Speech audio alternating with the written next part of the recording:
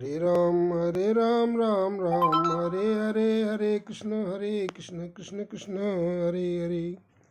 हरे राम राम राम हरे हरे, हरे कृष्ण कृष्ण कृष्ण हरे हरे।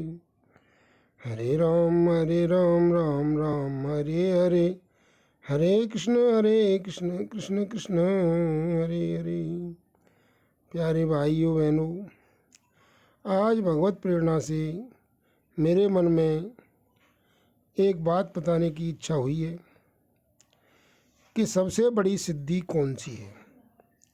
आज हम इस बात पर विचार करेंगे कि सबसे बड़ी सिद्धि क्या आकाश में पक्षियों की तरह उड़ना है, या जल पर बतख या जलचर पक्षियों की तरह चले जाना है बिना डूबे, या फिर घंटों तक समाधि लगा लेना बिना सांस लिए क्या सबसे बड़ी सिद्धि है। तो या फिर दूसरे के मन की बात जान लेना सबसे बड़ी सिद्धि है।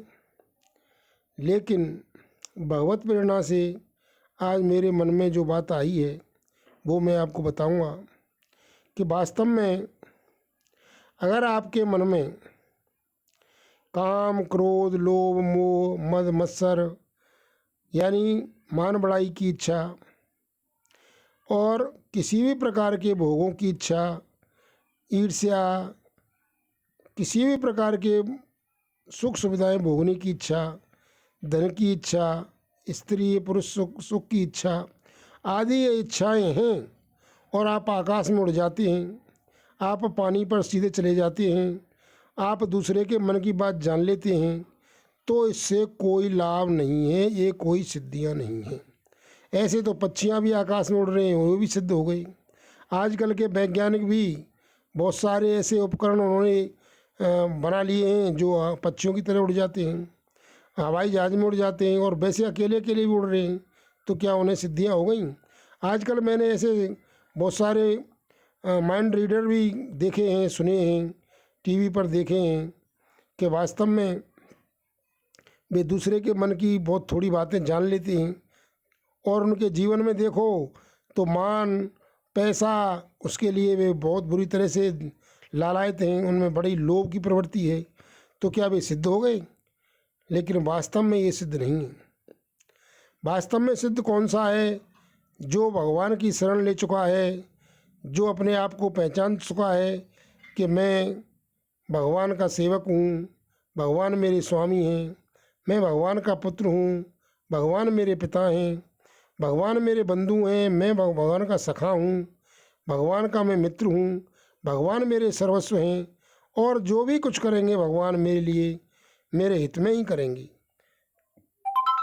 उनकी ऐसी प्रवृत्ति बन गई है कि एक जो हमारे यहाँ लोक में कहावत प्रचलित है, हमारे एरिया में, ब्रज में, कि सीताराम सीताराम सीताराम कहिए, जाई विधि राखे राम ताई विधि रहिए, और राम नाम मुख में हो और राम सेवा हाथ में, तू अकेला नाही प्यारे, राम तेरे साथ में। तो भगवान की सारी क्रियाएं कुछ भी हो जाए उसमें वे प्रसन्न रहते हैं, और उनमें से सारी भोग इच्छाएँ, तामसी सुख की इच्छाएँ, नशा लेने की इच्छाएँ, दारू मीट मांस खाने की इच्छाएँ, बीड़ी तम्बाकू खाने की इच्छाएँ, लहसुन प्याज खाने की इच्छाएँ, और किसी भी प्रकार की स्त्री पुरुष सुख की इच्छाएँ, सारी भोग इच्छाएँ, कुछ भी सुनने खाने पीने की इच्छाएँ, मान बढ़ाई की इच्छाएँ, धन प्राप्ति की इच्छाएँ आदि सारी चीज़ें नष्ट हो गई हैं, उन्हें कोई वो नहीं है, तो वो ही सिद्ध है।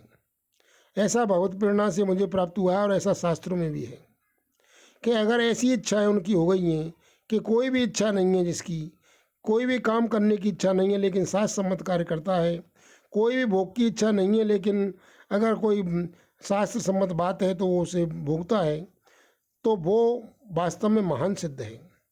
और इस सिद्धि की प्राप्ति के लिए भी एक ही उपाय है, जिसे मैं बार बार बताता आ रहा हूँ। भगवान के प्रति समर्पण कर दो और भगवान को अपना मानो, और आप भगवान के मानो।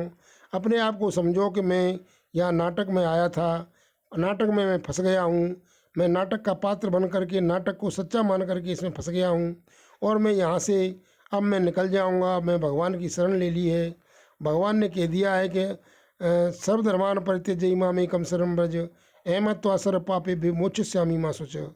सारी चीज़ों को छोड़कर मेरे आश्रय हो जा और मैं तुझे सब चीज़ से, पाप पुण्य से मुक्त कर दूंगा, तू चिंता ना कर।